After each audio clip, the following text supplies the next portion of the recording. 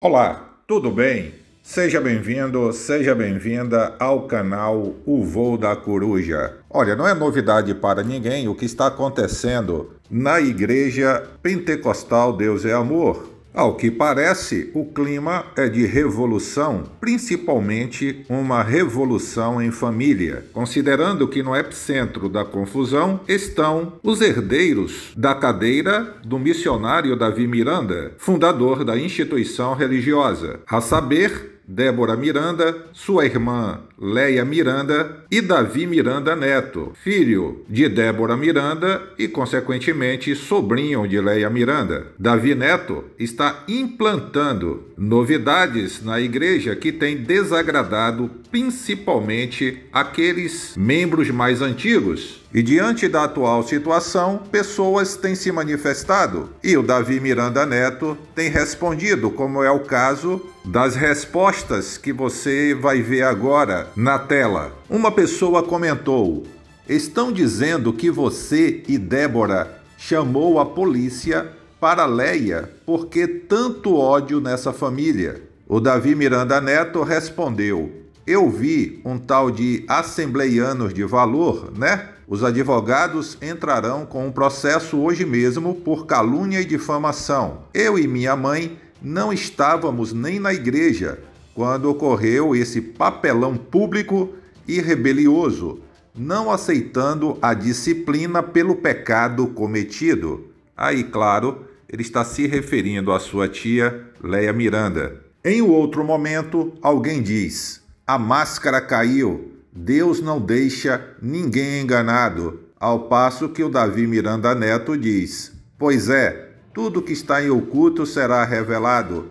A palavra de Deus não falha. E em outro momento ele diz: pecado gravíssimo, mais grave que o adultério que ela, Leia Miranda, cometeu. Sim, o caso é verídico. Verídico aí escrito em caixa alta. Já existiam diversos indícios e agora a verdade veio à tona.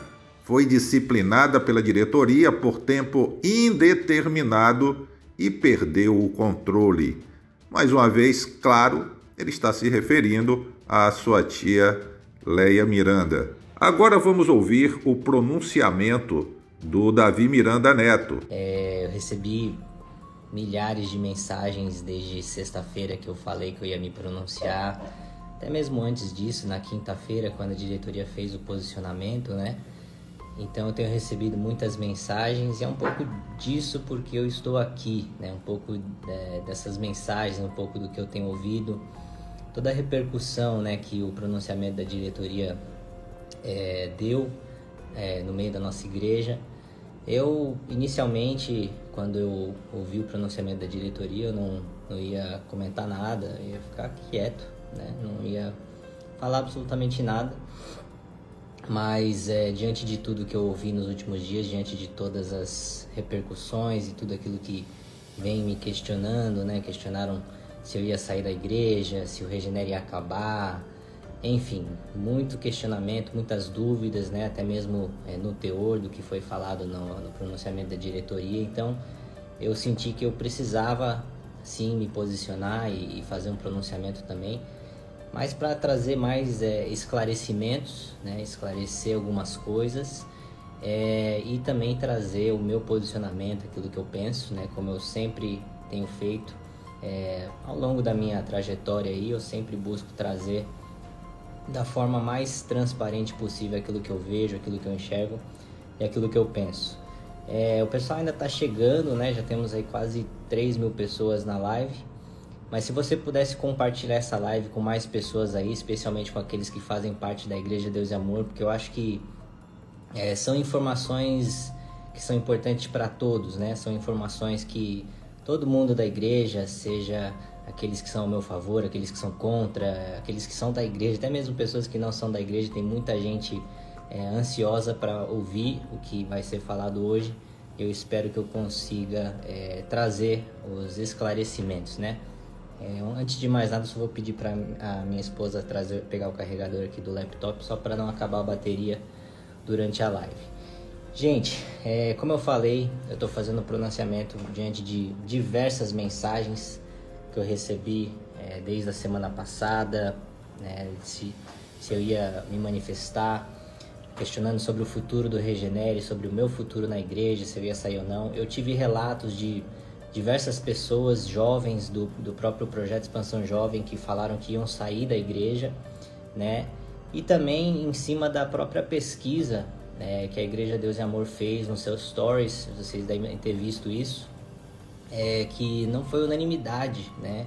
O pronunciamento da diretoria, algo em torno de 46% não gostaram muito do pronunciamento e 54% gostaram, né? Essa foi a pesquisa aí que eu vi semana passada nos stories da diretoria. Então, diante disso tudo, eu preferi me manifestar e me pronunciar. Mas antes de mais nada, gente, a gente está começando aqui essa live, eu vou falar bastante coisa, tenho todas umas anotações aqui, porque é muita informação, então eu não queria me perder no que eu vou falar. Antes de mais nada, eu tô aqui porque eu quero trazer clareza para diversos pontos que às vezes não estão muito claros. Quero trazer esclarecimentos para algumas coisas que ficaram um pouco confusas para muita gente, né, ou coisas que eu ouvi. E também para acalmar os ânimos, gente. Vamos ter calma agora, vamos todo mundo dar uma respirada. Eu senti assim, todo mundo muito ansioso, esperando que eu fosse chegar aqui com a voadora, dando o pé no peito. Calma, gente, calma. Acho que agora é o momento da gente respirar um pouco. A gente faz parte da mesma igreja, do mesmo corpo de Cristo. Então vamos acalmar os ânimos, porque as pessoas que querem ver o circo pegar fogo não verão, tá? A gente não tá aqui para trazer nenhuma rachadura, nem nada disso. A gente tá aqui para trazer esclarecimentos. Então vamos lá, gente, já dei 5 minutos aí, temos aí 4.000 pessoas na live. Se você quiser compartilhar para mais gente, continue compartilhando aí, para que a gente consiga falar com o máximo número de pessoas possível. Vou começar com algumas premissas, né? Algumas coisas que eu ouço, que eu vejo muito em comentários dos meus posts. Muitas pessoas falam sobre mim e eu queria falar em cima desses pontos para trazer algumas premissas, né? De quem eu sou, de que eu estou fazendo aqui, esse tipo de coisa, né? Então, uma coisa que eu ouço muito comumente, né? O Davi Miranda Neto é contra os bons costumes. Negativo. Nunca fui contra os usos e costumes, eu nunca serei contra os usos e costumes. Eu acho que de toda a doutrina vai resultar, né, em usos e costumes da sua época. A minha questão sempre foi o foco excessivo nos usos e costumes, e como a própria diretoria se posicionou acho que foi quinta-feira o posicionamento dela, que existe uma diferença entre usos e costumes e doutrina, né? E na nossa igreja a grande questão sempre foi essa confusão que as pessoas fazem entre usos e costumes e doutrina. Outro comentário que eu ouço muito, né? O Davi Miranda Neto está destruindo tudo que o seu avô construiu. Gente, que falta de visão, né? O Davi Miranda construiu essa igreja do zero, foi um guerreiro, construiu essa igreja na oração, no jejum, começou somente com a sua irmã e com sua mãe. E lá para isso em 62, e depois lá na década de 70, Deus começou a abençoar a igreja começou a crescer e eventualmente ela explodiu nível Brasil, muito em função de meu avô ter colocado testemunhos na rádio, que na época era um meio completamente secular, né? Ele foi muito criticado por isso, porque ele estava inovando, né? E a história se repete, né? Todo mundo que traz inovação acaba sendo criticado. Então não estou destruindo, não. Eu vou entrar mais no mérito da questão. Eu estou buscando dar continuidade e trazer as melhorias que esse legado tão grande, tão gigante que o Davi Miranda, o missionário Davi Miranda nos deixou, meu avô nos deixou, trazer melhorias e trazer esse legado para o século XXI. É isso que eu estou buscando. Outra coisa que eu ouço muito, que agora está tudo liberado. Nunca disse isso. Eu estou simplesmente apontando alguns exageros que eu enxergo na nossa igreja. Tudo que a Bíblia fala sobre pecado continua lá, os 10 mandamentos, Gálatas 5, as obras da carne, não mentirás, não adulterarás, não roubarás, não darás falsos testemunhos, tudo isso continua proibido, gente. Deus continua abominando o divórcio, mentira é do diabo, as obras da carne são bebedices, glutonarias, dissensões, brigas, né, coisas que a gente tem visto amplamente na internet aí, um atacando o outro, outro atacando um. Tem até uma frase aí que eu vou subir aí em alguma postagem nas próximas semanas aí. É tanto crente atacando outros crentes que às vezes o diabo fica até sem o que fazer, né? Mas enfim, não está tudo liberado, não é a ideia liberar tudo e porta larga, nada disso, né? Então, mais uma falácia aí que é muito falado, né? Uma que é muito forte, que eu ouço muito: o Davi Miranda Neto não honra o legado do avô. Mentira. Honrar o legado, gente, não é manter tudo como está. Honrar o legado é dar continuidade a ele. Aliás, quando a gente fala sobre honrar alguém, eu tive o privilégio de honrar o Davi Miranda em vida, né? Quem não sabe da minha história, da minha trajetória, primeiramente eu nasci e cresci na Igreja Deus e Amor. Quando eu me batizei em 2013, né, e muita gente fala que eu estou chegando agora, não, 2013 foi quando eu nasci de novo, conheci a Jesus. Uma semana depois do meu batismo, meu avô já me chamou para traduzi-lo nas rádios, né? E eu traduzi seu culto por quase 2 anos, aos domingos, né? Traduzindo para o inglês simultaneamente ali, interpretando ele. Então eu tenho o privilégio de falar que eu honrei o missionário em vida, né? E muitas pessoas nunca honraram ele em vida e agora querem honrá-lo quando ele já faleceu, quando ele já descansa no Senhor, né? Aliás, quantas pessoas já não saíram da igreja falando mal da igreja, falando mal do Davi Miranda, cuspindo no prato que comeu. Saiu, ficou anos aí falando mal dele. Quantas pessoas envolvidas nisso depois voltaram, né, para se fingir de santo ou sei lá. Mas enfim, não vou entrar nesses méritos aí. Quem conhece a história da Igreja de Deus e Amor nos bastidores sabe do que eu tô falando. Então eu honrei ele em vida, pude traduzi-lo na rádio em 2013 até 2015, quando ele faleceu. Tive o privilégio também no seu culto fúnebre de dar algumas palavras, né? E quem estava lá, está gravado, né? Eu posso até puxar o que está gravado lá, o que eu falei, o gigante da fé que ele foi, a honra que eu dei a ele no seu falecimento, porque não tem como não honrar o impacto que o Davi Miranda trouxe no Brasil, gerações impactadas por Deus através da vida dele. Então é impossível não honrar a sua vida, né? Eu honrei ele em vida e agora busco honrá-lo em seu falecimento para dar continuidade a esse grande legado, essa igreja gigante que nós fazemos parte, que são dezenas de milhares de igrejas no Brasil, quase 100 países ao redor do mundo. Então não tem como não honrar. Agora, honrar não é manter tudo igual, honrar é dar continuidade, né? Uma que eu ouço frequentemente, essa já dá a introdução para muitas outras coisas que eu vou falar, né? Muita gente fala: você não concorda com a doutrina da igreja? É simples, sai e abre seu ministério. Bom, se isso tudo que a gente está lidando como igreja, nessas divergências entre gerações e divergências de pensamentos, se isso tudo fosse somente sobre mim, sim, com certeza, seria muito mais fácil eu simplesmente sair da igreja e ir para uma outra igreja, e quem me conhece sabe que eu só faço ministério porque Deus me pôs aqui. Se eu saísse da igreja, provavelmente não haveria outra igreja, né? Mas não pretendo sair não, já respondendo aí muita gente que perguntou se eu ia sair da igreja. Então já fica a dica aqui: não vou sair da igreja Deus e Amor. Então por que eu não saio? Porque eu sinto meu chamado para reforma, eu sinto meu chamado para trazer essas melhorias.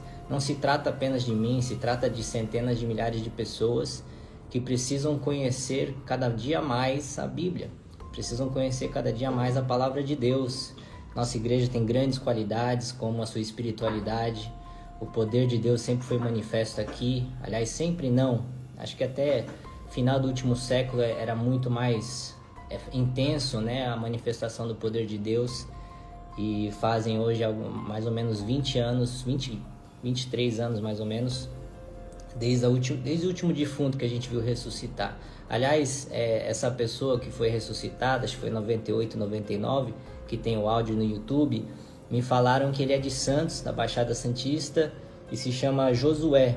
Josué, se esse vídeo chegar para você, entre em contato com a gente na Sede Mundial, a gente quer ouvir o seu testemunho, porque é algo magnífico ver um milagre desse, né, de uma pessoa que estava morta ressuscitar pelo poder de Deus através do Davi Miranda, que foi um gigante de milagres e curas e maravilhas. Então entre em contato com a gente que a gente quer ouvir esse testemunho seu, tá? Mas isso já se faz 23 anos, ele foi o último defunto ressuscitando, tiveram outros, né? Então não é só sobre mim, gente, não é a minha preferência, não é eu concordar ou não concordar, é eu querer trazer para essa igreja uma melhor fundamentação bíblica, é eu querer trazer para essa igreja aquilo que ela nunca teve tão forte quanto a sua busca por Deus, por exemplo. Nossa grande característica é o quanto que a gente busca a Deus, o quanto que a gente ora, jejua. O legado do Davi Miranda é a fé e a busca intensa pela presença de Deus. Esse é o legado do Davi Miranda. Milagres e maravilhas, poder de Deus, esse é o legado do Davi Miranda. Agora, esperar do Davi Miranda teologia seria até injusto com ele, né? Que foi um homem muito simples, um guerreiro, né? Então a gente está falando sobre a verdade, nós estamos falando sobre a Bíblia, sobre o Evangelho genuíno, nós estamos falando sobre isso. E não sobre uma preferência do Davi Miranda Neto ou preferência da... Não é preferência e nem opinião. É o que a palavra de Deus diz e o que ela não diz. É sobre isso que a gente está falando. Então, eu queria falar algumas outras premissas aqui. Quem foi o missionário Davi Miranda? Bom, primeiramente, poucas pessoas o conheceram como eu conheci.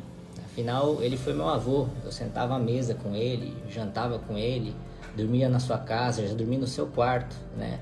E as pessoas conheceram o Davi Miranda atrás da cabine blindada e acho que conhecem ele melhor do que eu, né? Então, primeiramente, respeite a minha família, né?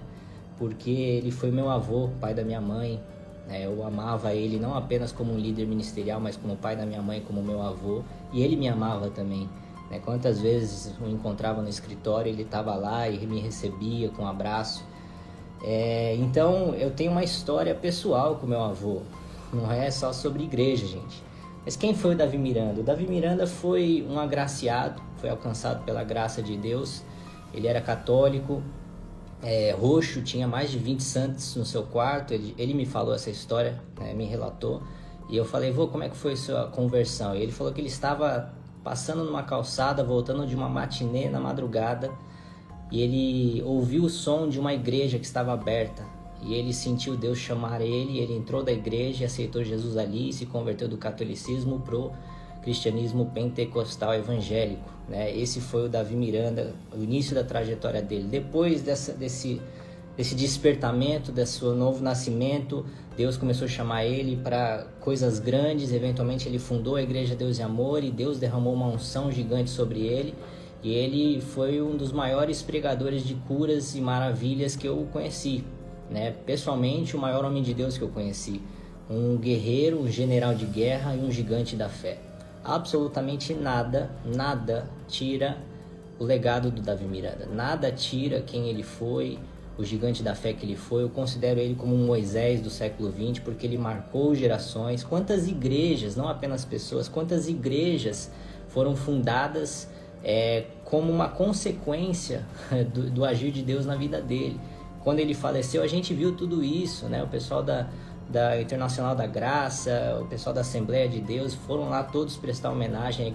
O Templo da Glória de Deus aqui na sede esteve lotado por 72 horas, aquilo mexeu muito comigo. Ele foi um gigante da fé, gente. Quem sou eu perto do Davi Miranda?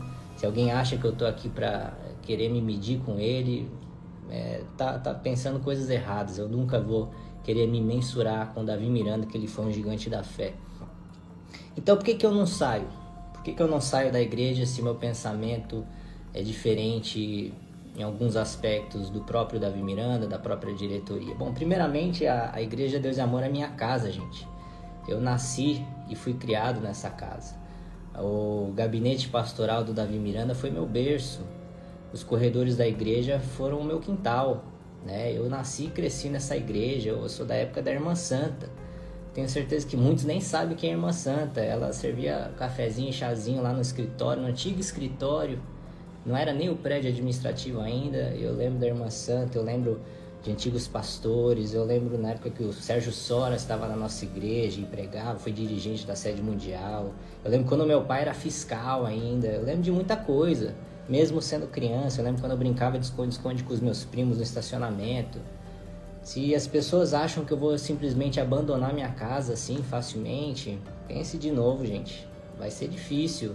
Eu saí da minha casa, saí da minha igreja, saí do meu quintal, do meu berço, onde eu fui nascido e criado, e tenho um amor gigante por essa igreja. Eu estou aqui porque eu desejo o bem da Igreja Deus e Amor. Eu estou aqui lutando pela igreja, e muita gente acha que eu estou lutando contra a igreja. Mas em cima de tudo isso, além disso tudo, primeiramente eu estou aqui porque existe um propósito de Deus na minha vida. Você quer acreditar isso, você não quer? Amém.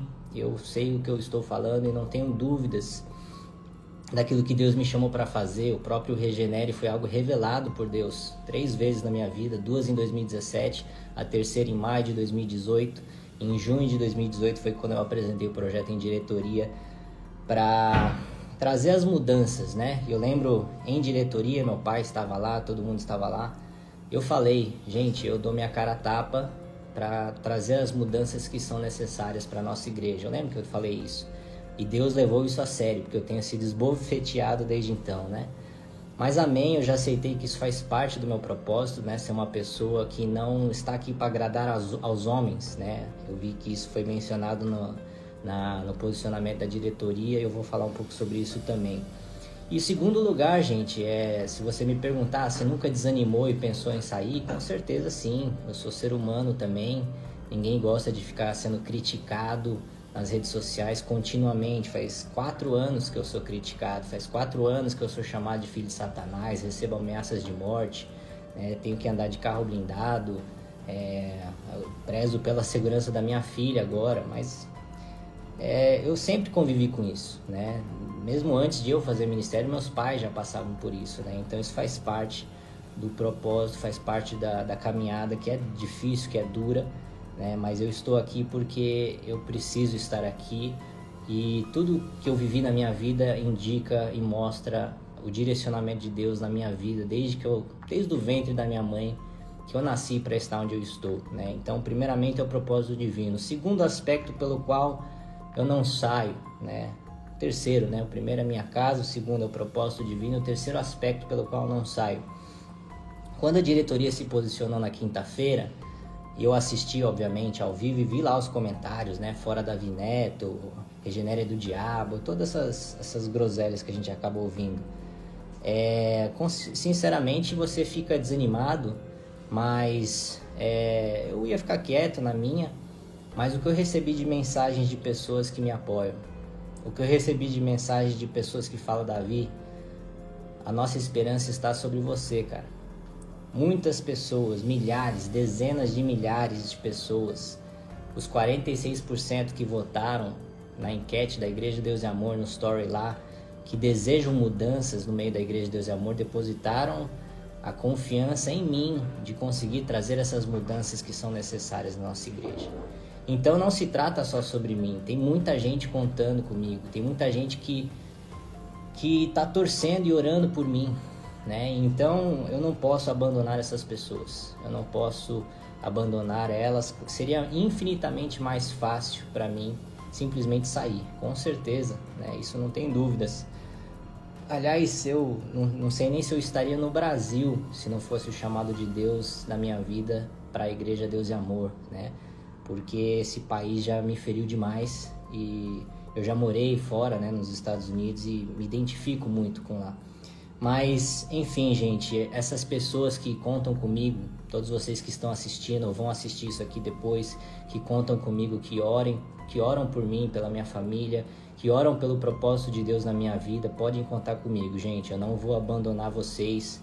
Vocês têm eu aqui falando para vocês, a minha palavra eu dou a vocês, que eu não vou abandonar vocês, por mais difícil que seja, né?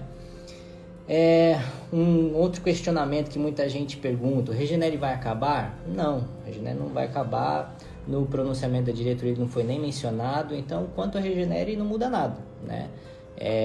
Mas aquelas luzes, aquele jogo de luz, aquele tipo de liturgia, o tipo de louvor. Pega o regulamento, cara. Esqueci, tá junto com a Bíblia, deve estar ali em cima. Se você olhar no regulamento interno, não tem absolutamente nada, nenhum item, nenhuma palavra, nada que o Regenere fere. Nada, absolutamente nada. Essa questão de liturgia, de luz, de iluminação, do tipo de culto, isso aí é uma linguagem. A Afinal, o Ministério Regenere é um ministério que trabalha com jovens, né? E os jovens estão vindo, estão gostando. Ó, isso aqui é a minha credencial de membro. Isso aqui é, ó, batizado em 2013 aqui. Essa fotinha aqui, não sei o que eu fiz com o meu cabelo. Mas enfim, gente, depois eu convido todos vocês a lerem essas partes aqui do nosso regulamento interno. Procura alguma coisa lá, algum item que o Regenere fere. E se tiver em alguma coisa ferindo, vocês me mandam que eu troco imediatamente, porque eu não estou aqui para ser rebelde ou nada disso, né? Então o Regenere não fere em absolutamente nada o regulamento. Se você não gosta ou não concorda, é simples, vai no culto que você se sente mais confortável, porque o Ministério Regenere foi feito para jovens que entenderam que aquilo é um tipo de linguagem onde nós cultuamos a Deus, e tem sido uma bênção, e glória a Deus por todos os jovens que têm sido alcançados por Deus através do Regenere, né? Agora eu vou entrar um pouco em cima do que a diretoria pronunciou, né? Eu separei alguns pontos específicos aqui por minutos, né? Então eu vou falar aqui em cima de qual minuto eu estou falando, para depois vocês conseguirem identificar onde está no vídeo. Foi algo em torno de 43 minutos, eu acho, mais ou menos. Em cima do que eles falaram, eu vou comentar algumas coisas em cima, assim, né? Então, no minuto 2, a diretoria leu o texto de Gálatas 1, versículo 10. Eu queria ler essa passagem porque falou sobre agradar a Deus ou agradar aos homens, né? E concordo perfeitamente, agradar a Deus é o que nós somos chamados para fazer. E eu queria ler, na verdade, a partir do versículo 6, não apenas o versículo 10. Então, Gálatas, capítulo 1, versículos 6 ao 10. Isso é Paulo escrevendo uma carta à igreja da Galácia. E ele diz: admira-me que estejais passando tão depressa daquele que vos chamou na graça de Cristo para outro evangelho, o qual não é outro, senão que há alguns que vos perturbam e querem perverter o evangelho de Cristo. Mas, ainda que nós, ou mesmo um anjo vindo do céu, vos pregue evangelho que vá além do que vos temos pregado, que seja anátema, seja amaldiçoado. Porventura procuro eu agora o favor de homens ou de Deus? Ou procuro agradar a homens? Se agradasse ainda a homens, não seria servo de Cristo. Então, por que Paulo falou isso? Porque ele não se importava de ter uma resistência grande da igreja da Galácia, mas ele mantinha fiel e firme aquilo que ele recebeu de Deus, como a gente ouviu nessa passagem. Ele pregava o evangelho da graça. Paulo foi o que recebeu a maior revelação da graça de Deus, e vale ressaltar que não existe salvação senão pela graça de Deus. Está lá em Efésios 2,8, pela graça sois salvos, mediante a fé, e não por obras, para que ninguém se glorie. Então, eu concordo plenamente com esse versículo, né? Porque é isso que eu vejo que se enquadra a mim, né? Muita gente da nossa igreja não gosta de mim, muita gente da nossa igreja me critica, mas eu não estou aqui para agradar homens, eu não estou aqui pela opinião pública, eu não estou aqui para agradar pessoas que estão aí há décadas. Eu estou aqui atendendo um chamado de Deus, e eu entendi o evangelho da graça, e eu vou pregar o evangelho da graça. E se isso não agrada a homens, não é por isso que eu estou aqui para agradar a Deus. Então eu concordo completamente com esse versículo que a diretoria leu lá no pronunciamento. Qual que é o contexto que estava acontecendo aqui? Paulo pregou o evangelho da graça para muitos judeus, e alguns judeus aceitaram Jesus como Messias, né? Mas quando ele saiu e deixou a igreja implementada lá na Galácia, esses judeus voltaram a praticar os rituais religiosos do tempo da lei, como guardar o sábado, não comer carne de porco, a circuncisão. Aí Paulo falou: por que vocês estão fazendo isso? Eu me admiro que tão rapidamente vocês deixaram o evangelho genuíno da graça de Cristo para trás e voltaram a fazer essas coisas, né?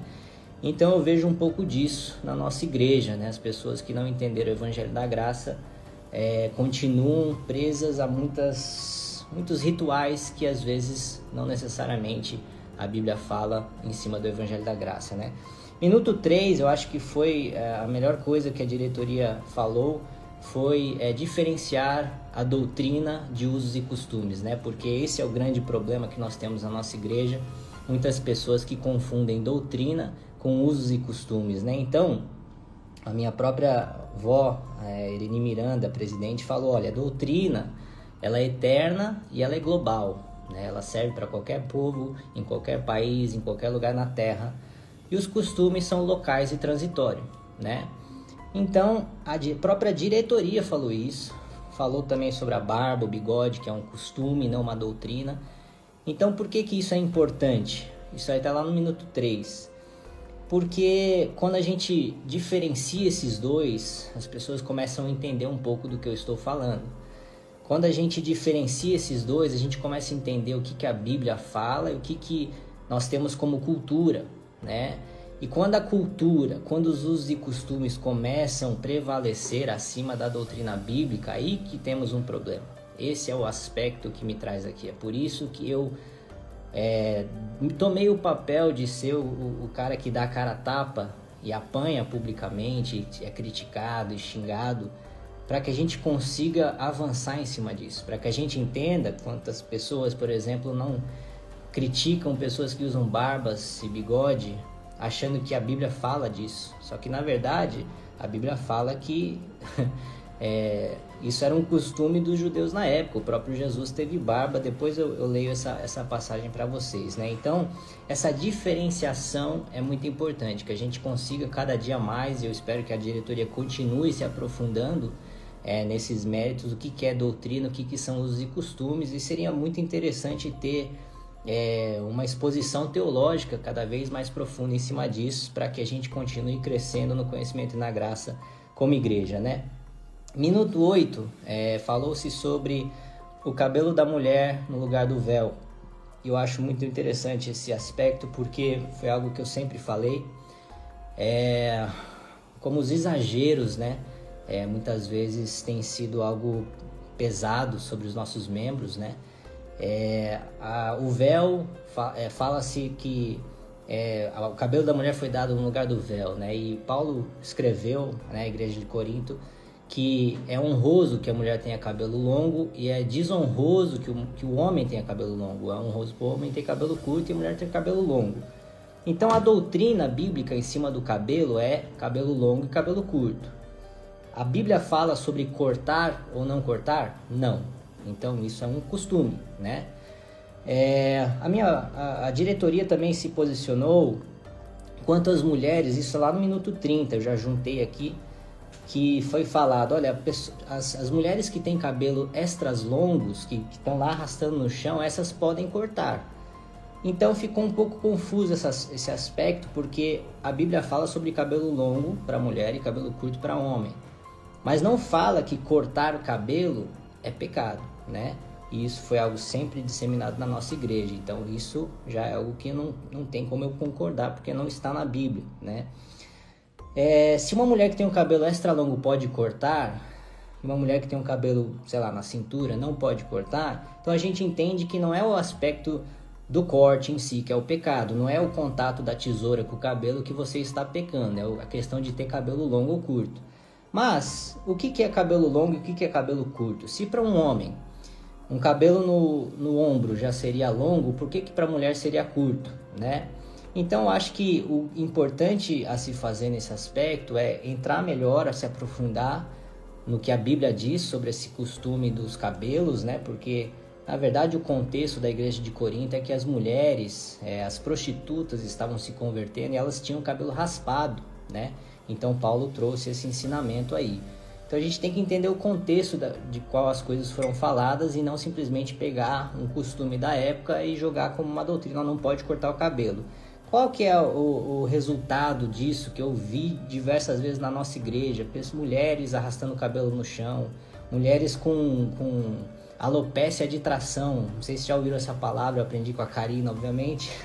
É quando o cabelo é tão grande que começa a puxar aqui o couro cabeludo e a mulher começa a ficar calva aqui na testa. Porque sempre foi proibido cortar cabelo na nossa igreja como se isso fosse uma doutrina. Mas a gente viu que na verdade não é a questão de cortar ou não, é a questão de ter um cabelo longo. que é um cabelo longo para uma mulher? É no meio das costas? É na cintura? Eu acho que seria interessante a diretoria estabelecer esses critérios, né? Porque não basta falar, não corta o cabelo, mas se tiver muito longo pode cortar. E fica um pouco confuso, né? Então, eu acho que sobre o cabelo é isso. Lá no minuto 13, foi falado sobre a questão da sensualidade. E isso é doutrina. Isso é algo que no Regenere a gente cobra. A gente já falou com diversas meninas lá. Eu já falei, orientei a Karina sobre a vestimenta. Vestimenta não é irrelevante, gente. Não é algo que a gente não considera em nada. A sensualidade é pecado, a Bíblia condena. Então, se a Bíblia fala, é doutrina. Aliás, o critério para o que é doutrina, o que são usos e costumes se a Bíblia fala, é doutrina. Se a Bíblia não fala, pode ser um uso e costume que é para uma determinada região, uma determinada época. Então, eu quero ler para vocês de 1 Pedro, capítulo 4, versículos 1 a 5, né, que fala sobre a questão da sensualidade. Eu vou ler para vocês aqui. Ora, tendo Cristo sofrido na carne... Só um minuto. Tendo Cristo sofrido na carne, armai-vos também vós do mesmo pensamento, pois aquele que sofreu na carne deixou o pecado, para que no tempo que vos resta na carne já não vivais de acordo com as paixões dos homens, mas segundo a vontade de Deus. Porque basta o tempo decorrido para terdes executado a vontade dos gentios, tendo andado em dissoluções, concupiscências, borracheiras, orgias, bebedices e detestáveis idolatrias. Então, a palavra concupiscência aqui é essa sensualidade, né, que Pedro nos escreveu. Por isso, difamando-vos, estranho que não concorrais com eles ao mesmo excesso de devassidão, os quais hão de prestar conta daquele que é competente para julgar vivos e mortos. Então, a Bíblia fala, sim, contra a sensualidade, né? Então, sensualidade é doutrina. Agora, o que é ser sensual? Então, roupas justas e coladas que estão levando homens a olharem aquilo com lascívia, com luxúria, sim, isso é pecado e a Bíblia condena, isso é doutrina. Agora, não podemos confundir isso com, olha, o seu salto tem que ser tantos centímetros, né? Eu, infelizmente, já vi também uma época que nossa igreja media o salto das mulheres para entrar na Santa Ceia. Isso é uma tristeza para mim, porque isso é algo que a Bíblia não fala, né? Mas ela fala sobre a sensualidade. Então a gente tem que ter bom senso e saber orientar os nossos membros para que a gente não coloque fardos pesados em cima dos nossos membros, em cima de coisas que a Bíblia não fala. Eu queria falar um pouco sobre a lascívia, porque muito se fala sobre a vestimenta da mulher, mas pouco se fala sobre o papel dos homens, né? Então, por exemplo, meu avô falava que praia é pecado, mas por que ele falava isso? Obviamente a praia em si, o local, a areia, o mar, foi Deus que criou, então Deus não cria pecado. Mas Jesus falou no Sermão do Monte, o sermão mais importante que Jesus deu, Mateus 5, versículos 27 e 28. Ouviste o que foi dito, não adulterarás. Eu, porém, vos digo, qualquer que olhar para uma mulher com intenção impura no coração, já adulterou com ela. Então, quantas pessoas nós temos, isso não precisa necessariamente ser somente em praia, em qualquer lugar, olhando para o corpo da mulher e desejando ela de uma forma impura, desejando ela de uma forma imoral. Isso é pecado. Jesus falou aqui em Mateus 5, versículo 27 e 28. Então, a gente começa a entender um pouco o porquê que o Davi Miranda falava sobre essas questões de vestimenta. Ele não estava errado no que ele estava falando, mas precisa se deixar mais claro o que é doutrina e o que a Bíblia fala sobre essas questões. Então, a responsabilidade não está apenas na mulher se vestir decentemente, que a Bíblia fala, não ser sensual, como a gente acabou de ler, que a Bíblia fala contra, mas a Bíblia fala também contra os olhos pecadores dos homens, né? Então, os homens também precisam fugir do pecado naquilo que eles estão olhando, em como é que eles estão olhando as mulheres, né? Então, isso sim, gente, isso é doutrina, tá? Isso, se a Bíblia fala, eu sou a favor. E isso a gente fala no Regenere, isso a gente prega sobre o pecado de Davi. Começou na lascívia, quando ele avistou Batseba da sua varanda, desejou ela e acabou caindo em adultério, né? Seguindo aqui, a diretoria se posicionou, a barba não é pecado, é um costume, não uma doutrina, né? Nós temos em Salmo 133, versículo 2, o óleo, né, o azeite escorrendo pela barba de Arão, e Isaías 56, que fala sobre a barba de Jesus quando ele estava sendo crucificado. Então, se barba não é pecado, a minha pergunta é: por que nós proibimos, né? Mas é que é um costume, é para não escandalizar. Mas quantas pessoas nós já não perdemos porque querem usar barba e não podem? Se não é pecado, por que nós proibimos, né? Então, essa é a questão que me incomoda, né? É um costume que temos há muito tempo. Tudo bem, mas costumes são transitórios, como a própria diretoria se posicionou. Eu acho que é momento da gente remover algo que sempre foi tido como pecado na nossa igreja. Por mais que a diretoria se posicionou que não é, muitos membros acreditam que barba é pecado. E não é, Deus não faz pecado, e Deus que fez a nossa barba, né? Então, meu posicionamento é que se não é pecado, não deveria ser uma regra, isso acaba se tornando um fardo extra, que a gente não precisa carregar, porque a Bíblia não condena, né? Lá no final não, né? Meio que no escopo como um todo, a diretoria se pronunciou sobre a questão de comer carne, né? Qual que é o contexto aqui? Paulo estava falando com os cristãos e os judeus, né? Os judeus, eles foram proibidos por Deus, no Antigo Testamento, de comer carne de porco. Por quê? Porque a carne de porco, ela é considerada impura, né? Não necessariamente um pecado, mas ela era considerada impura. Então, os judeus não eram permitidos a comer carne. Mas lá no Novo Testamento, na Aliança da Graça, acredito que foi Pedro, agora eu esqueci o nome do discípulo, mas ele teve uma visão, né, de um banquete sendo, durante um sonho, um banquete sendo derramado do céu, e Deus falando para ele comer aquele porco lá. Ele falou: jamais, eu não posso comer algo impuro. E Deus falou para ele: por que chama de impuro aquilo que eu santifiquei? Então você vê como são interessantes as épocas, né, e os costumes, a questão de comer carne. No Antigo Testamento Deus proibia por uma questão até mesmo de higiene, de saúde do seu povo, e no Novo Testamento Paulo falou, e tantos outros: olha, não é proibido mais comer carne, porque isso aí era na época da lei, e no tempo da graça isso já não serve mais. Então Paulo falou isso, nesse contexto falou: olha, se comer carne escandaliza o seu irmão, não coma carne, pelo menos na frente dele, né? Mas isso aqui é algo que a gente deve nortear uma igreja em cima disso? O meu questionamento é: nós vamos nortear o regulamento, os usos e costumes de uma igreja somente porque alguns estão acostumados com isso há muito tempo? A gente vai nortear uma igreja em cima de costumes que temos há muito tempo, que não tem algumas vezes a base bíblica para isso, ou devemos fundamentar a nossa igreja na palavra de Deus? Não faz sentido nós educarmos o nosso povo do que nós tínhamos como costume, que às vezes já está ultrapassado, e nós vemos a nova geração não aceitando muitas coisas, porque afinal hoje a nova geração tem acesso à internet e você entra em qualquer igreja da sala da sua casa, né? Então, o meu questionamento é: nós vamos manter esses costumes até quando? Costumes que não têm base bíblica, até quando? Se barba não é pecado, por que é que nós mantemos isso como uma regra que não podemos, né?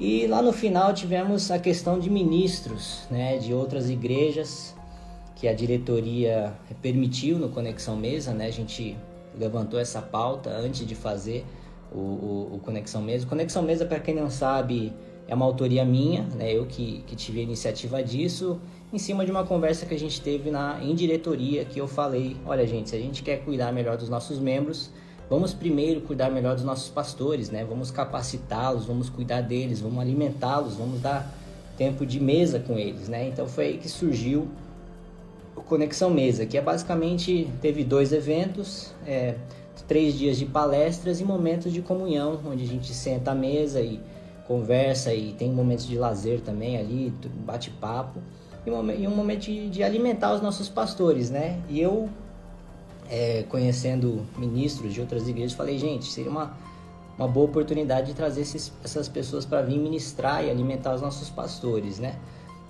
O resultado dos dois eventos foi sucesso total, né? A gente fez uma pesquisa com todos os pastores, algo em torno de 95% estavam muito felizes, saltitantes. Eu tive relatos de pastores que chegaram para mim no fim do evento e falaram: olha, Davi, eu estava prestes a abrir mão do meu ministério porque eu não me sentia valorizado, não me sentia acolhido, né? Me sentia muito distante.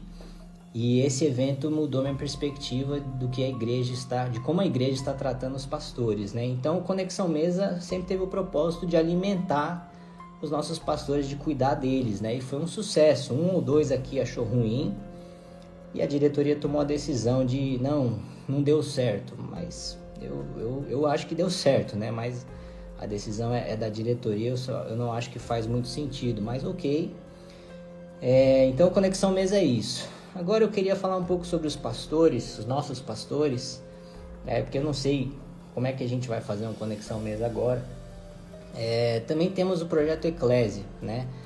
Eu queria falar que eu honro demais a vida dos nossos pastores, né? Eu fui pregar em Dourados, acho que foi 2016 ou 15, e o pastor que foi me pegar no aeroporto, o carro dele estava assim, caindo aos pedaços, muito mal cuidado mesmo, é um pastor bem simples.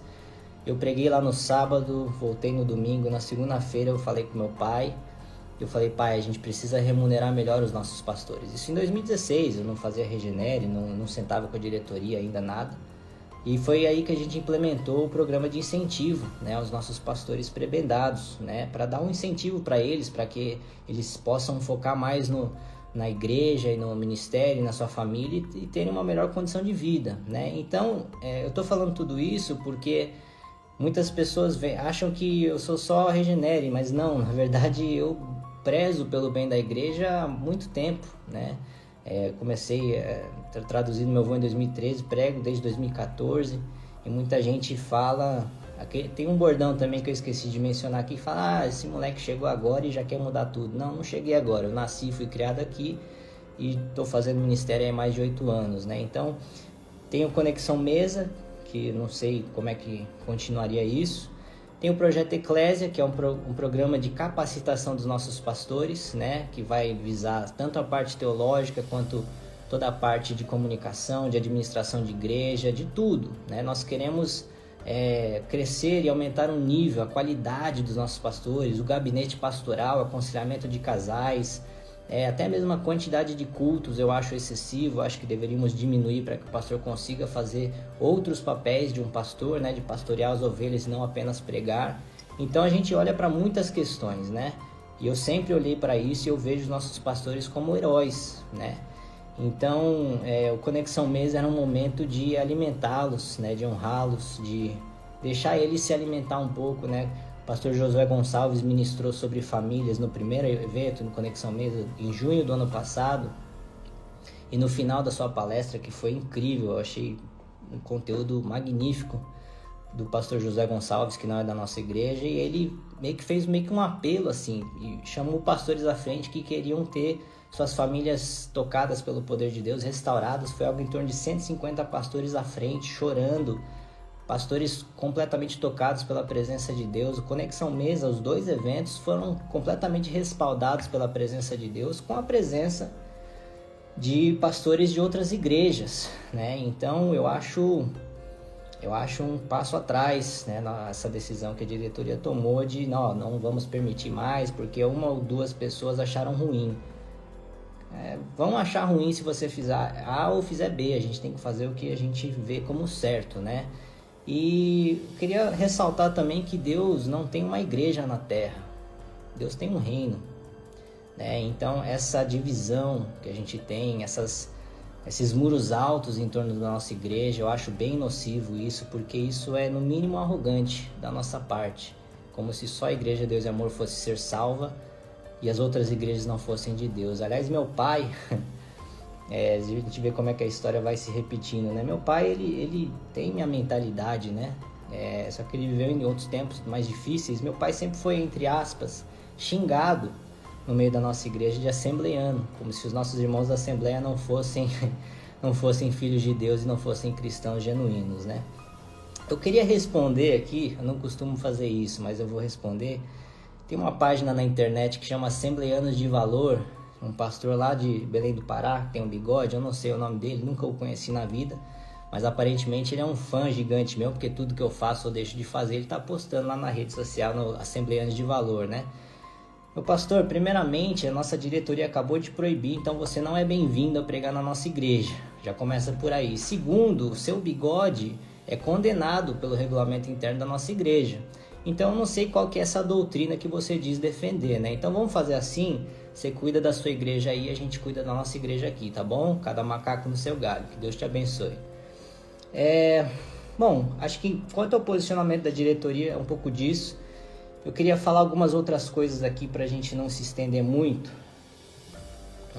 Bom, como eu falei, eu não sou contra usos e costumes, né? Eu sempre falei sobre a questão dos exageros, de coisas que a Bíblia não fala, desse foco excessivo nos usos e costumes. Eu acho isso bem nocivo para a nossa igreja. Eu queria falar um pouco sobre santidade e santificação, porque muita gente acha que santificação vem pela forma de se vestir.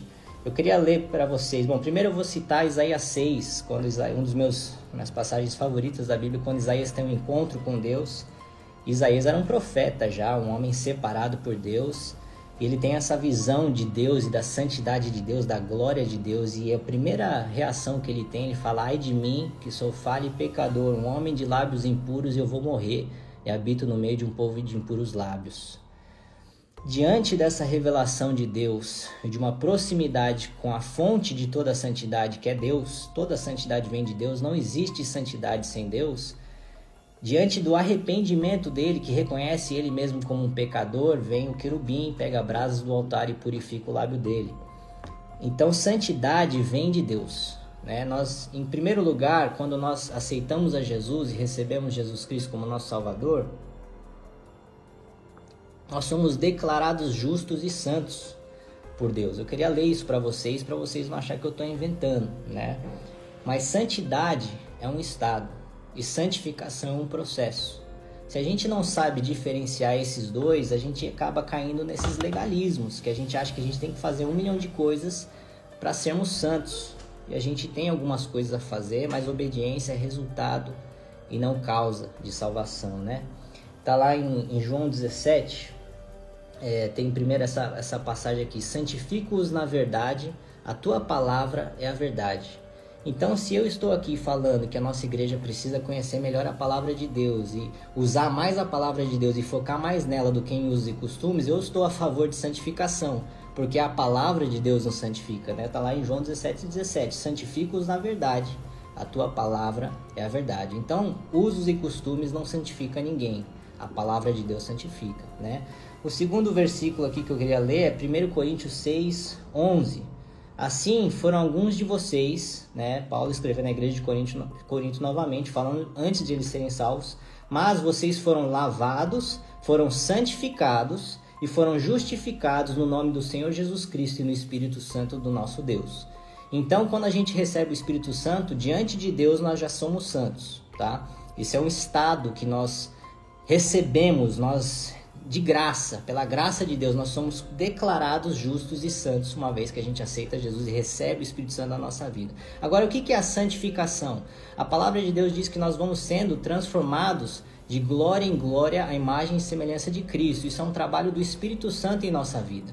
Eu, que tenho certeza da minha salvação e recebi o Espírito Santo lá em 2013, quando eu tive um encontro com Jesus, eu não preciso de ninguém me falar quando eu estou errando ou quando eu estou em pecado. O Espírito Santo faz isso dentro de mim.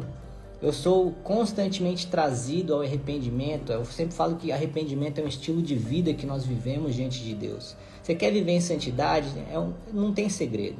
Entra no seu quarto, fecha a porta e busca a face de Deus. Eu garanto para você que quanto mais próximo você estiver de Deus, mais santo você será, mais santificado você será. Quanto mais próximo de Deus você estiver, mais parecido com Jesus você estará. Qual que é o outro problema de continuar pregando em cima de usos e costumes como se isso fosse doutrina? Isso que piora ainda mais. A transformação do ímpio para um crente santificado, nunca será, nunca, em nenhum momento, de fora para dentro. Sempre vai ser de dentro para fora. Ah, mas Jesus não é açougueiro, ele não quer só o coração. É impossível Deus ter apenas o seu coração. Está lá em Provérbios 4:23. Acima de tudo que se deve guardar, Guarde o seu coração, porque dele provém as fontes da vida. Se Deus tem o seu coração, Ele tem o resto da sua vida. Se Ele tem de fato o seu coração genuíno, você vai saber como falar, como se portar, como se vestir, a forma de viver, tudo, porque o seu coração está em Deus. Se você tem intimidade com Deus, você vai viver em santidade. É impossível estar próximo de Deus e não viver em santidade. E Jesus combatia esse foco no exterior. O que mais Jesus fez aqui na terra, uma das coisas que ele mais falou diante da multidão, foi criticar os fariseus que faziam exatamente isso, que focavam no exterior, que focavam nos costumes e tradições da religião judaica. Eu queria ler para vocês de Mateus 23, versículo 26, algo que Jesus falou, que é muito em cima disso que eu estou falando, só que as pessoas não acreditam em mim, então eu vou ler da palavra de Deus, né? Jesus falando para os fariseus, Mateus 23, 26. Fariseu cego, limpe primeiro o interior do copo e do prato, para que o exterior também fique limpo. Ele falou também, nessa mesma passagem, vocês que limpam o exterior, mas o interior está completamente imundo. Se usos e costumes transformasse alguém, eu não precisaria nem estar aqui, gente. Eu não precisaria estar aqui fazendo pronunciamento, apanhando em rede social, apanhando, fazendo tudo. Porque eu sou a prova viva que religião não muda a vida de ninguém. Eu nasci e fui criado na Igreja de Deus e Amor, neto de Davi Miranda, filho de pastor, filho de cantora.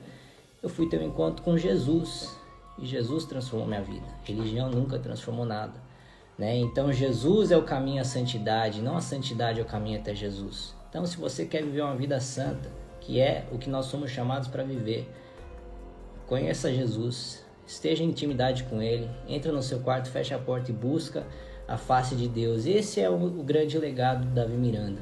Davi Miranda foi um gigante da fé. Por quê? Porque ele tinha intimidade com Deus, ele permanecia na presença de Deus, ele orava e jejuava mais do que qualquer pessoa que eu conheço, e foi isso que fez o homem gigante da fé que ele foi, né? Esse é um dos exemplos que ele nos deixa, sua fé, sua intimidade com Deus, sua perseverança, né? O poder de Deus através da vida dele. Isso é legado do Davi Miranda, né? Mas agora a gente, por conta de tudo aquilo que Deus fez através da vida dele, exigir dele uma teologia completa é um grande equívoco, né? A diretoria tomou a sua decisão, já estou aqui encaminhando para o final. Queria falar um pouco das consequências da não mudança, né? Porque foi esse o tom, olha, nós não vamos mudar, vai tudo ficar igual. Isso eu queria dividir um pouco da minha dor, porque a minha dor é a dor do povo. A minha dor é de você que está me assistindo, ou você que faz parte da nossa igreja, ou às vezes você já saiu da nossa igreja, ferido pela religião. É por vocês que eu luto, cara. Eu luto por vocês. Eu luto por aqueles que ficaram de banco por usar uma calça jeans. Eu luto por vocês que foram proibidos de tocar uma bateria na sua igreja. Eu luto por vocês que viram aqui na sede mundial mesmo, quando o templo que a gente tem aqui, ele é tão grande que ele tem diversos pontos cegos, né? Se você for lá na galeria, você não consegue nem ver o púlpito. Aí quando nós colocamos o telão lá, foi uma murmuração, porque a igreja está acabando e é doutrina, e a gente sabe que a Bíblia não fala absolutamente nada contra isso. Hoje, todo mundo desfruta do telão e consegue ver, né? Na festividade agora que tivemos de 60 anos, todo mundo conseguiu ver pelo telão lá. Eu luto por vocês que estão com fardos pesados nas suas costas. Eu luto por um filho de pastor, que eu falei 2 semanas atrás. Não vou divulgar o nome, não estou aqui para acusar ninguém. Luto por um filho de pastor que estava tão ferido com essa cultura legalista, com essa cultura de julgamento do exterior, com essa cultura de fardos pesados, com essa cultura opressora, com essa cultura que não representa o Evangelho de Jesus Cristo, que estava prestes a ir para a Igreja Católica. Filho de pastor, cara, nascido e criado na nossa igreja. E eu o acolhi com dor no meu coração. Falei, olha, cara, vem cá, porque eu sei o que você passou. Eu sei o que as mulheres sofrem no meio da nossa igreja, que muitas foram por tanto tempo proibidas de depilar suas pernas e foram motivos de chacota nas suas escolas. Eu luto por aquelas meninas que sofreram zombarias na escola pelo tamanho do seu cabelo. Eu luto por essas pessoas. Eu luto por essas pessoas que sofrem por conta de usos e costumes exagerados que a Bíblia não cobra. Eu luto por vocês. É por isso que eu dei minha cara a tapa. Eu luto para que a palavra de Deus seja o centro da nossa igreja e não os usos e costumes. Eu não sou contra os bons costumes, mas o centro da igreja tem que ser a palavra de Deus. Tem que ter um conhecimento bíblico. Até pouco tempo atrás, a teologia era condenada na nossa igreja. O pastor Odair Gomes, que é um amigo pessoal meu, fez o meu casamento, apresentou a Charlotte agora, no aniversário de 60 anos. Ele falou no podcast lá, o Reset, que a gente faz, que quando ele começou a estudar teologia, ele fazia isso escondido. Porque ai daquele que descobrisse que ele estava cursando teologia. Teologia é o estudo de Deus, é estudar a Bíblia. Eu luto por isso aqui, gente. Eu luto pela palavra de Deus, cara. Eu luto para que essa igreja conheça o Deus que eu conheci.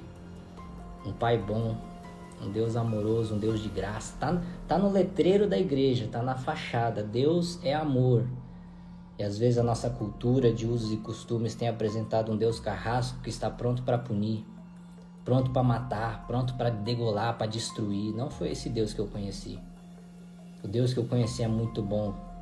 É um Deus que vai lá no meio da lama buscar pecadores para salvação. Jesus sentava com prostitutas e fariseus e publicanos e falava: Zaqueu, publicano, hoje eu vou jantar na sua casa. Hoje veio salvação sobre a sua casa, um publicano. Jesus sentava com esses pecadores. E a gente é proibido de pregar o evangelho em outras igrejas, né? É por isso que eu luto. E dói meu coração. Eu quero apresentar o evangelho genuíno, que é um relacionamento com Deus e não uma série de regras. O evangelho é maravilhoso, gente. O evangelho transformou minha vida, cara. Eu acredito no evangelho. Eu acredito na Igreja de Deus e Amor, é por isso que eu luto. Eu não vou desistir da Igreja de Deus e Amor, porque Deus não desistiu dessa igreja. Ah, mas a igreja cresceu com essa doutrina, cresceu até a década de 80, 90. Qual foi a relevância que a Igreja de Deus e Amor teve nesse século? Quantas gerações nós vamos perder, gente? Quantos jovens vão sair da nossa igreja? Onde estão os filhos dos nossos pastores? Onde estão os jovens, as crianças? Onde estão as novas gerações? Será que o evangelho perdeu o seu apelo para as novas gerações? Será que o evangelho deixou de ser poderoso como é? A palavra de Deus é poderosa, não volta vazia. Mas tudo que a gente está falando no meio da nossa igreja é cabelo, saia, bigode. Sabe qual é o problema da sociedade hoje, gente?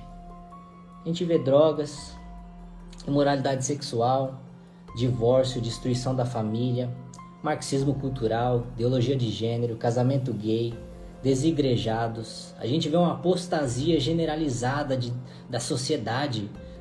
Eu morei nos Estados Unidos, um país que foi fundamentado no cristianismo. Os Estados Unidos já não é mais um país cristão. Eu fui lá agora em Times Square, eles vendem drogas no meio da rua, legalizado. Esse é o problema da sociedade. A gente está falando de paletó e gravata. A gente está falando de luz nos nossos cultos. A gente está falando de saia, de salto, de sobrancelha. Se existe uma guerra entre a igreja e o mundo, e a gente sabe que existe, a gente não está nem na arena para guerrear. A gente está falando de coisas fúteis. A gente está falando de coisas irrelevantes para o evangelho. O evangelho, a palavra de Deus, é como essa faca de 2 gumes que vai lá no fundo da alma e que pode dividir ossos e medula para discernir o coração do ser humano. Quando nós estamos falando do evangelho, nós estamos falando sobre caráter, sobre coração, sobre espírito. O corpo é pó e ao pó voltará. Quando que a gente vai começar a focar naquilo que de fato transforma as pessoas? Quando que a gente vai voltar ao evangelho? Gente, eu queria pedir desculpas para todas as pessoas que saíram feridas da Igreja Deus e Amor. Eu queria pedir desculpas para pessoas que estão hoje depressivas pelos fardos pesados que a nossa cultura impôs sobre elas. Eu queria pedir desculpas para todo mundo que foi morto na fé por uma cultura de julgamento que nós temos na Igreja de Deus e Amor. Me desculpe do fundo do meu coração. Essa é a oração de Daniel, que pediu desculpas a Deus e perdão pelo erro dos seus antepassados. É isso que eu venho buscar melhorar, é isso que eu venho buscar transformar. E qual que é a consequência disso tudo, da não mudança? O resultado, ele fala mais alto que qualquer argumento. 95% da nossa membresia são adultos e idosos. E uma igreja que não tem jovens é uma igreja fadada à morte. Se a gente não mudar, será que existe uma IPDA do futuro?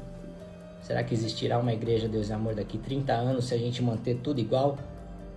Se a gente, conforme a diretoria se posiciona, nós não vamos mudar e somos assim, se você não quiser, tem outras igrejas que você pode frequentar? Essa é a pergunta que fica para aqueles que estão tomando a decisão, Eu queria ler Colossenses 2, 20 ao 23, porque esse versículo ele fala perfeitamente aquilo que nós precisamos ouvir como igreja. Paulo também, que foi um dos heróis da fé, escreveu em Colossenses 2, 20 ao 23, já que vocês morreram com Cristo para os princípios elementares deste mundo, por que vocês estão como se ainda pertencessem a ele e se submetem a regras? Não manuseie, não prove, não toque.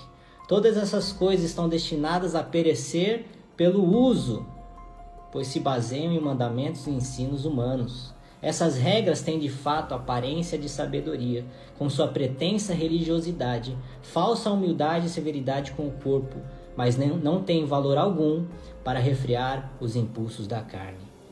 Quantas pessoas a gente vê vestidos de paletó e gravata, vestidos a caráter conforme os usos e costumes da nossa igreja, estão na pornografia, estão no adultério, estão mentindo, estão roubando.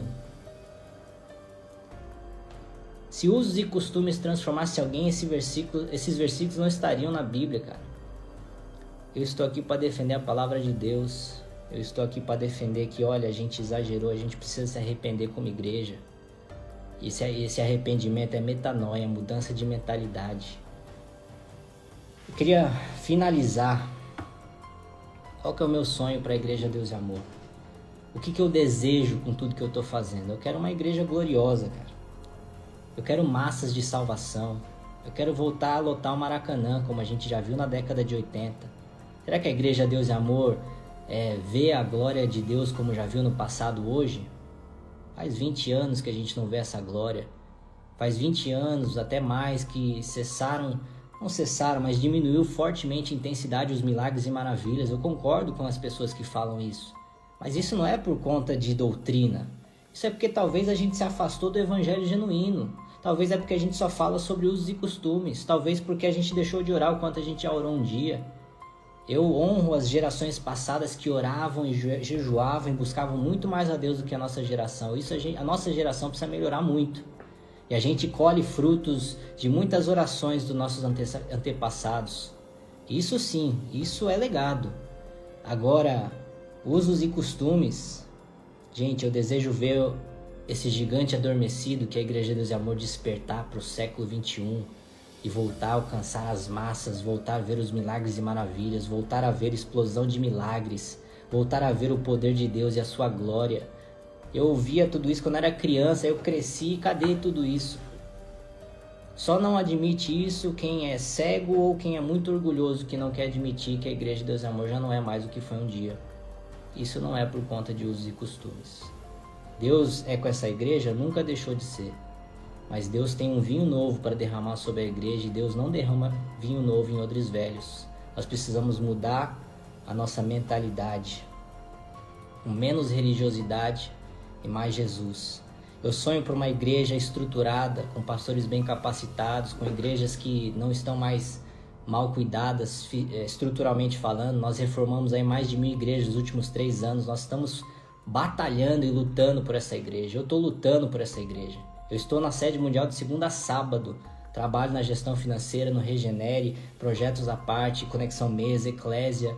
Eu estou me doando. Em 2020, eu cometi o erro de cuidar mais da igreja do que da minha família. Eu pedi perdão para minha esposa, que está aqui me acompanhando na live. Isso está errado. Primeiro Deus, depois família, depois igreja. E eu cometi o erro de grandes líderes de priorizar a igreja acima da família. Mas eu acredito nessa igreja. Eu creio numa igreja gloriosa. Eu creio em palavras que Deus me falou, que a glória da segunda casa será maior que a primeira. Eu creio numa igreja Deus e Amor ultra relevante no século XXI. Eu creio em massas de salvação de jovens apaixonados por Jesus e a sua palavra em essência. Mas enquanto nós permanecermos nesses usos e costumes que a Bíblia não cobra, que já passaram, como a gente viu em Colossenses 2:20, que todo costume, todo uso e costume vai passar um dia, mas a palavra de Deus não passa, a gente vai continuar onde a gente está, né? Então, eu só queria finalizar que o meu pronunciamento não é um ato de rebelião. Meu pronunciamento não é eu chegar e desrespeitar e bater de frente com diretoria, não. Eu me sujeito à diretoria. Isso é doutrina. Eu queria ler para vocês de 1 Samuel, capítulo 15, versículo 23. Pois a rebeldia ou a rebelião é como o pecado da feitiçaria e a arrogância como o mal da idolatria. Então eu não vou pecar contra Deus me rebelando. Eu não estou aqui para me rebelar, para bater de frente com diretoria. A decisão foi tomada, a decisão é da diretoria. Eu estou aqui simplesmente mostrando a minha visão, a minha indignação com a decisão e com o estado que a cultura da Igreja de Deus e Amor chegou. A palavra final é deles. E tem outra passagem também em 1 Pedro 2, 13 ao 14, que fala: sujeitar-vos às autoridades, porque toda autoridade é estabelecida por Deus. Eu tenho certeza que a diretoria é de Deus, né? Mas quem sabe o tempo ainda não chegou para essas mudanças, eu não sei. Mas eu acato o que eles falaram, eu estou aqui simplesmente trazendo aquilo que eu vejo e aquilo que eu preciso falar para a igreja, para aqueles que contam comigo para essas mudanças. Algumas preocupações com essa postura de resistência à mudança o versículo Romanos 12:2: sejam transformados pela renovação da vossa mente, do vosso entendimento. Para quê? Para que a gente possa experimentar a perfeita, boa e agradável vontade de Deus que está na Bíblia, na palavra de Deus. Então, se a gente se recusa a mudar, a gente não vai viver a vontade de Deus. E outra questão, né? Oséias profetizou há milhares de anos atrás: o meu povo, Deus falando através dele, o meu povo perece por falta de conhecimento. Será que não é hora da gente começar a educar o nosso povo, biblicamente falando, teologicamente falando? Nosso povo é bastante simples e nós precisamos ajudá-los. Eu amo esse povo porque eles oraram por nós a vida inteira, oraram pelo meu pai. Meu pai passou pelo vale da sombra da morte, está vivo por um milagre, por causa da oração desse povo. Então eu amo esse povo e não desisto desse povo. Eu não saio da igreja pelo povo. Eu não saio da igreja para ajudá-los, para tirá-los da religiosidade, para tirá-los dos usos e costumes pesados, os fardos pesados que nós colocamos. E nós, como igreja, nos arrependendo, tenho certeza que Deus trará restauração e avivamento para a nossa igreja. É isso que eu desejo. E considerações finais. A palavra de Deus que eu tenho na minha vida, para o meu ministério, é: honre o passado e construa o futuro. Deus me falou essas palavras, né? Então eu honro o que as antigas gerações fizeram, o que o Davi Miranda fez. Ele foi um homem diferente, um homem com uma unção sem igual, que fez coisas magníficas que eu não imagino que serão feitas através da minha vida. Eu não acho que eu vou ser maior que o Davi Miranda e nem pretendo ser. Ele foi meu avô, foi um gigante da fé. Eu honro tudo isso, mas mudanças são necessárias para a gente construir o presente e o futuro. Eu queria também trazer união e amor entre os irmãos, né? Essa briga toda, essa contenda entre um lado, entre os que são da doutrina, entre os que são dos usos e costumes, entre os da antiga geração, da nova geração. Nós estamos num conflito de gerações. Nós estamos em algo que acontece em toda organização que vai passando os anos, isso vai acontecer. Mas Jesus resumiu toda a lei e os profetas: amarás a Deus sobre todas as coisas e amarás o teu próximo como a ti mesmo. Então, nós podemos discordar e amar o nosso irmão. Nós não precisamos detestar ou ficar atacando os outros na internet, como eu sou tão atacado, né? Então, vamos amar aqueles que pensam diferente da gente, vamos se unir, gente. Um reino dividido não subsiste. Eu garanto para você que uma igreja Deus e Amor dividida é do desejo de Satanás. Então vamos nos unir, vamos honrar o passado e construir o futuro, vamos nos unir, gente, vamos amar uns aos outros. Eu queria trazer uma palavra de esperança para a gente finalizar. Está lá em Malaquias, capítulo 4, versículo 6. Ele fará com que os corações dos pais se voltem para os seus filhos e os corações dos filhos voltem para os seus pais. Do contrário, eu virei e castigarei a terra com maldição. Então, a palavra de esperança que eu deixo para todos nós é que Deus, o próprio Deus, há de converter os corações da nova geração para da antiga geração e da antiga geração para o nosso. Deus há de convergir os corações, Deus há de unir essa igreja. Deus está com essa igreja. E acima de tudo, gente, acima de as minhas opiniões, acima das opiniões de outros, acima de pronunciamento de diretoria, do meu pronunciamento, acima de tudo, eu não tenho dúvidas que essa igreja é de Deus e que Ele está no controle de tudo. Então que a gente ore pela igreja Deus e Amor, que a gente continue batalhando, porque a nossa luta não é nem contra a carne, nem contra a sangue, mas contra espíritos malignos e potestades malignas. Então vamos orar pela nossa igreja. Deus está no controle, tudo isso que está acontecendo é permissão dele. E eu tenho certeza que Deus tem grandes coisas para fazer na nossa igreja, que a gente possa trazer as mudanças necessárias para a nossa igreja, que Deus continue com a diretoria, que Deus continue direcionando a minha avó, que é uma baita mulher de Deus, uma guerreira.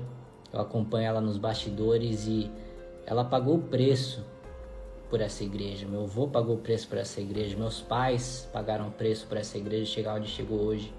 Então eu honro tudo isso, não tem aqui nenhum ato de rebelião, nenhum confronto, nenhuma afronta, nada disso. Vamos continuar em frente, que Deus continue nos direcionando, nos iluminando, para que essa igreja continue avançando e Deus derrame a glória da segunda casa, que será maior que a primeira. Amém, gente? E você? O que você acha? Deixa aí a sua opinião no espaço logo abaixo, destinado aos comentários. No mais, muito obrigado por sua preciosíssima audiência, por sua inscrição, pelo seu like, pelo seu comentário e pelo compartilhamento deste vídeo. Um forte abraço, Deus abençoe e até a próxima, se Deus quiser.